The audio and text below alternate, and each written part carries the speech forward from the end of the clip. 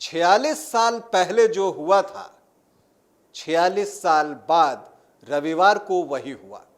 और जब इतने सालों बाद इतना चीज रिपीट हो रहा है तो एक बड़ी चीज हुई है।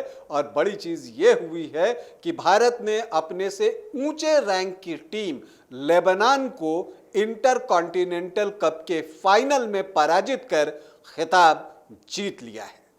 भारतीय जीत की दास्तान आज आपको सुनाऊंगा, साथ ही सुनाऊंगा कि भारतीय टीम के लिए इस मैच से क्या क्या पॉजिटिव निकले और आगे उनके सामने क्या चुनौतियां आने वाली हैं। लेकिन पहले बता दूं कि आप देख रहे हैं न्यूज बाइस्कोप और मैं हूं राकेश रंजन। रविवार को भारत और लेबनान की फुटबॉल टीमों के बीच इंटर कॉन्टिनेंटल कप का फाइनल खेला गया। भुवनेश्वर में यह मुकाबला हुआ और मैच शुरू होते ही, चूंकि लेबनान भारत से ऊंचे रैंक की टीम थी, जो लीग मैचों में दोनों टीम के बीच मुकाबला हुआ था वो बराबरी पर समाप्त हुआ था, तो दोनों टीमें शुरुआत में एक दूसरे पर दबाव बनाना चाहती थी। लेबनान ने पहले मिनट से कोशिश की, लेकिन भारत का डिफेंस, जो कि इस पूरे इंटर कॉन्टिनेंटल कप के दौरान बहुत मजबूत दिखा, उसने लेबनान को अपनी डिफेंस में छेद नहीं करने दिया, वहां सेंध नहीं लगाने दी। दूसरी तरफ भारत की तरफ से भी लगातार अटैक हुए। सुनील छेत्री, छांगटे की कई कोशिशें हुई। झूमेंगे घूमेंगे गाएंगे हम, वाइल्ड वाली वाटर पार्क जाएंगे हम। झूमेंगे घूमेंगे गाएंगे हम, वाइल्ड वाली वाटर पार्क जाएंगे हम। वाटर पार्क में फुल ऑन फन करेंगे, फैमिली संग वाइल्ड वादी चलेंगे। वाइल्ड वादी एंड अम्यूजमेंट वाटर पार्क एक नए अवतार में, तो तैयार हो जाइए वाइल्ड वादी में अनलिमिटेड मस्ती के लिए। यहाँ लॉकर और कॉस्ट्यूम का कोई चार्ज नहीं, साथ ही 33 फीट की हाइट से मल्टी लेन और बर्ड पार्क का भी ले फुल मजा। वाइल्ड वादी अम्यूजमेंट वाटर पार्क, हजाम, रांची। लेकिन तमाम कोशिशों के बाद भी पहले हाफ में दोनों टीमों में से कोई भी टीम गोल कर पाने में सफल नहीं हो सकी। हालांकि भारत की तरफ से कुछ मौके मिले थे भारत को, लेकिन भारतीय टीम उसे गोल में कन्वर्ट नहीं कर सकी। 37वें मिनट में आप अगर कहें तो लेबनान के करीम के पास एक अवसर था, लेकिन वो चूक गए। उन्होंने एक वाइड शॉट लगा दिया जो कि गोल बार की दूर से निकल गया, तो वो मौका लेबनान चूक गया। इसके बाद हाफ टाइम होता है और हाफ टाइम के बाद जैसे ही शुरू होता है तो ऐसा लगा जैसे भारत ने कहा कि अब बस बहुत हो गया, अब तो भाई मैं गोल करूंगा। और देखते ही देखते कप्तान सुनील छेत्री ने गोल दाग दिया। और वैसे गोल का नाम तो सुनील छेत्री का हुआ, लेकिन इसमें प्रयास और सहयोग अन्य लोगों का भी रहा। अगर हम शुरू करें तो जो फुल बैक है भारत के निखिल, गेंद उनके पास थी, फिर उन्होंने बैक हिल से वो गेंद छांगटे को बढ़ाई। छांगटे गेंद को लेकर आगे दौड़ते हैं, बिल्कुल पेनल्टी बॉक्स के अंदर दाखिल होना चाहते हैं। और उसी वक्त जो है, जब सारे लोगों की नज़र छांगटे पे थी, वो जो है बैक में जो है वो छेत्री को गेंद देते हैं और छेत्री का शॉट सीधे जाल के अंदर, गेंद और नेट की मुलाकात होती है और भारतीय टीम 1-0 से इस फाइनल मुकाबले में आगे हो जाती है। इसके बाद भारतीय टीम जो है दबाव बनाने का प्रयास करती है। लेबनान की कोशिश होती है कि वो जल्दी से जल्दी गोल उतारे, लेकिन 19 मिनट के बाद 65वें मिनट में इस बार छांगटे को अवसर मिलता है। छांगटे जिन्होंने पहले गोल में असिस्ट किया था, इस बार उन्होंने गोल बनाया। इसमें क्या होता है कि नारोम महेश को गेंद मिलती है पेनल्टी बॉक्स के पास, वो शॉट लगाते हैं। शॉट जो है गोलकीपर से लगकर, जो लेबनानी गोलकीपर है, अच्छा बचाव करते हैं, लेकिन गेंद उनसे छिटकती है और छिटकती है तो वहीं पास में खड़े आपको छांगटे मौके की तलाश में थे।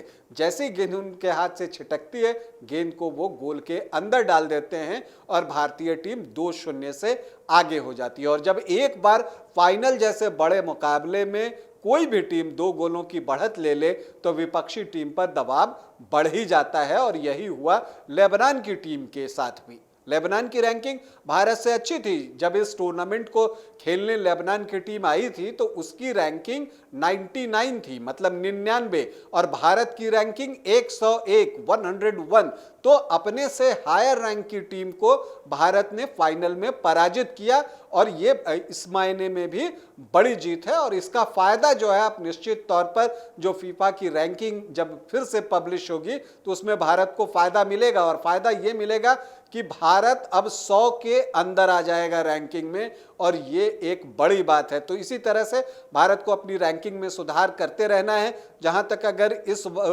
इंटरकॉन्टिनेंटल कप में भारत के लिए हम पॉजिटिव निकालने की कोशिश करें तो सबसे बड़ा पॉजिटिव तो उसका डिफेंस है, जो कि पूरे टूर्नामेंट में क्लीन शीट लेकर जा रहा है। अब समझिए कि उसने कुल 4 मैच खेले लेकिन उसके खिलाफ एक भी गोल नहीं हुए, तो आपको जो है डिफेंस को 10 में से 10 अंक देने ही पड़ेंगे। हालांकि कुछ सुधार जरूरी है, लेकिन बावजूद इसके अगर आप माने तो डिफेंस इतना स्ट्रांग रहा कि उससे हायर रैंक की टीम लेबनान उसमें कोई सुराख नहीं कर सकी। इसके अलावा मंगोलिया और वनुआतू की तो बात ही और है, वो टीमें भारत से नीचे रैंकिंग पर थी, तो उनसे तो नहीं ये था। लेकिन हाँ, लेबनान के साथ मुकाबले पर सबकी नज़र थी।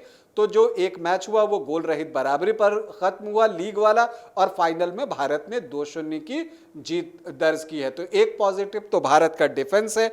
दूसरी बात जो एक है कि 46 सालों बाद भारत ने लेबनान को पराजित किया है। 1977 में आखिरी बार भारत ने लेबनान को पराजित किया था 4-2 से, और उसके बाद लेबनान के खिलाफ भारतीय टीम को कोई जीत नहीं मिली थी। तो इस लिहाज से भी ये जीत बेहद महत्वपूर्ण है। इसके अलावा जो भारतीय टीम के कोच हैं इगोर एस्ट्रेमेक, उन्होंने जो है पूरे टूर्नामेंट में अगर हम बात करें तो बहुत सारे जो है आपको एक्सपेरिमेंट किए, खिलाड़ियों को फ्रेश रखने के लिए उन्होंने बहुत सारी चीज़ें की, खिलाड़ियों को बदला, हर बार शुरुआती 11 चेंज कर दी। तो कुछ ऐसी चीज़ें करते रहे ताकि जो फाइनल का जो बड़ा मुकाबला हो वहाँ उन्हें फ्रेश लेग्स मिलें, क्योंकि इसके बाद भी भारत के पास जो है, अगर हम अगली चुनौती की बात करें तो अब साफ चैंपियनशिप होना है और उसमें पाकिस्तान भी आने वाला है। तो उन सब चीज़ों को देखते हुए इगोर एस्ट्रेमेक की कोशिश थी कि वो अपने खिलाड़ी को थकने नहीं दें, उन्हें फ्रेश रखें, वो फ्रेश लेग के साथ हर मैच में खेलने के लिए उतरें। तो ये सारी रणनीतियां सफल रही हैं। फॉरवर्ड में अभी भी थोड़ी बहुत कमजोरी आप कह सकते हैं, कुछ मौके जो बनते हैं उन्हें भुनाने की ज़रूरत है। हालांकि इस अगर हम फाइनल मुकाबले की बात करें भारत और लेबनान के बीच के, तो वो बॉल पोजीशन की हम बात करें तो 56% बॉल पोजीशन जो है भारत ने अपने पास रखा। भारत ने 4 शॉट टारगेट पर लगाए, जहां तक लेबनान का सवाल है उन्होंने 2 शॉट टारगेट पर लगाए जो कि बेकार चले गए। तो भारत का प्रदर्शन बेहतर रहा। भारत को जीत पर ढेरों बधाई, भारत के तमाम खेल प्रेमियों को बहुत बधाई। इंटरकॉन्टिनेंटल कप फुटबॉल में भारत चैंपियन बना है और उसने अपने से हायर रैंक की टीम लेबनान को फाइनल में पराजित किया है। लेबनान को 46 सालों बाद पराजित किया है, और इन सब के बाद भारत अगली चुनौती के लिए पूरी तरह से तैयार है, मतलब कि सैफ चैंपियनशिप के लिए पूरी तरह से तैयार है, जहां उसका मुकाबला पाकिस्तान से भी होना है। जो कुछ भी होगा वो बताने के लिए हम आपके पास आते रहेंगे।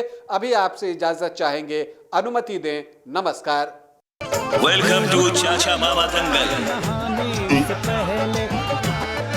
हास्य अदाकार संजय मिश्रा से गुजारिश है कि वह अखाड़े में कूदे और फुलटूस को ट्रॉफी से नवाजें। लगता है समाधि ले ली। अरे बुला रहे हैं। अरे बोल रहे हैं कि बुला लो। टॉप टेक सीमेंट, जो जोड़े तो छोड़े नहीं, मजबूती ही हमारी पहचान।